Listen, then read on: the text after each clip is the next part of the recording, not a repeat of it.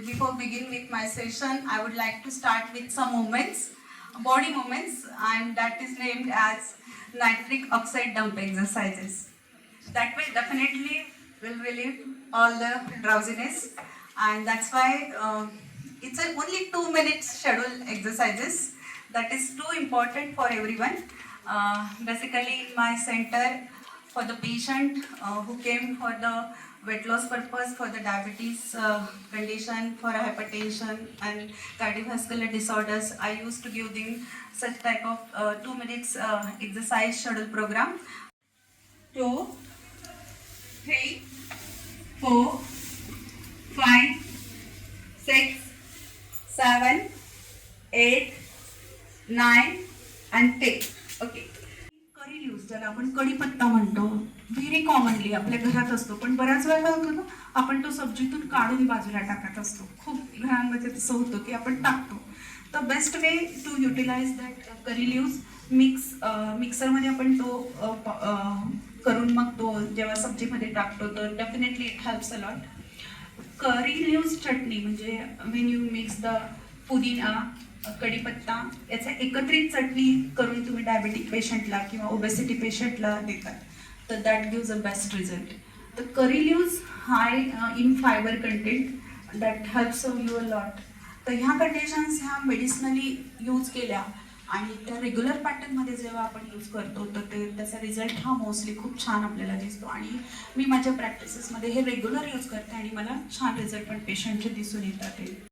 And scientifically also, what the science is, आपला food intake should be before sunset. करेला खूप जणांना तर ती सब्जी पण आवडत नसते, पण as a medicine when we think की फूड ॲज अ मेडिसिन, मग त्यावेळेस थोडासा टेस्ट हा फॅक्टर जेव्हा आपण बाजूला ठेवतो किंवा एखादं मेडिसिन आपण घेतो तर मेडिसिन मे बी तो कडू असू शकतो, कसा असू शकतो, तर टेस्ट पॅटर्न हा आपण थोड्या वेळ बाजूला ठेवतो.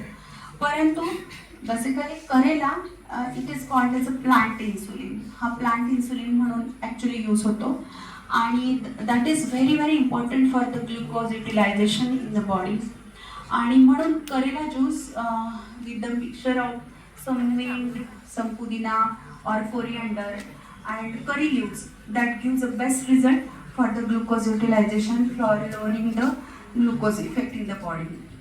Basically barley is one of the important grain आणि बार्ली हा अल्कली कंटेंट त्याचा हायर साईडला आहे आणि त्यामुळे बार्ली वॉटर जे आहे ते खास करून युरिनरी ट्रॅक इन्फेक्शन याच्यामध्ये पण खूप छान रिझल्ट येतो. माझ्या पेशंट्समध्ये पण मी कन्सल्टेशनमध्ये ज्या लेडीज येतात किंवा ज्यांना हे प्रॉब्लेम्स आहेत त्याच्यात रेग्युलर हे रिकमेंड करत असते आणि रिझल्ट पण खूप छान आहे. तो डायरेटिक म्हणून पण ॲक्ट करतो आणि त्याचा अल्कली नेचर हायर साईडला असल्यामुळे तो मोस्टली वेट लॉस कंडिशन्समध्ये किंवा इन्फेक्शियस कंडिशनमध्ये त्याचे रिझल्ट खूप छान दिसतात. किंवा instead of having the fruit juice you can go with the whole fruit. It's very important thing. म्हणजे that helps to have lots of fibres in your body, for it's good for digestion, release for the constipation level and all this thing. So whole फ्रूटचा intake जास्तीत जास्त असावा. Avoid all process food.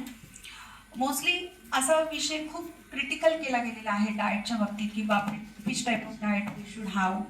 तर very simple, whatever fruits or vegetables available in that season, that is the great things. You can consume that particular seasonal fruit or seasonal vegetables and in a colorful manner. म्हणजे आपण लक्षात घेऊ शकतो सकाळी मी एक गावा घेतलेला आहे किंवा एक पेरू घेतला आहे तर संध्याकाळी एखादा पपई.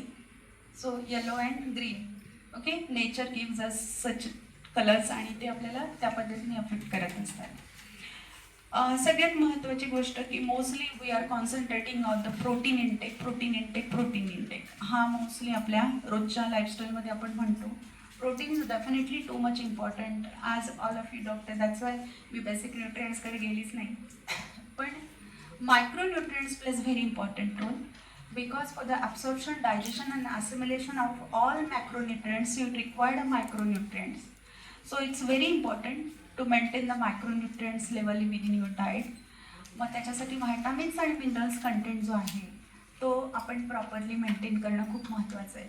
And all types of fruits, vegetables, then vegetable soups and juices, they all are rich in minerals and vitamins content.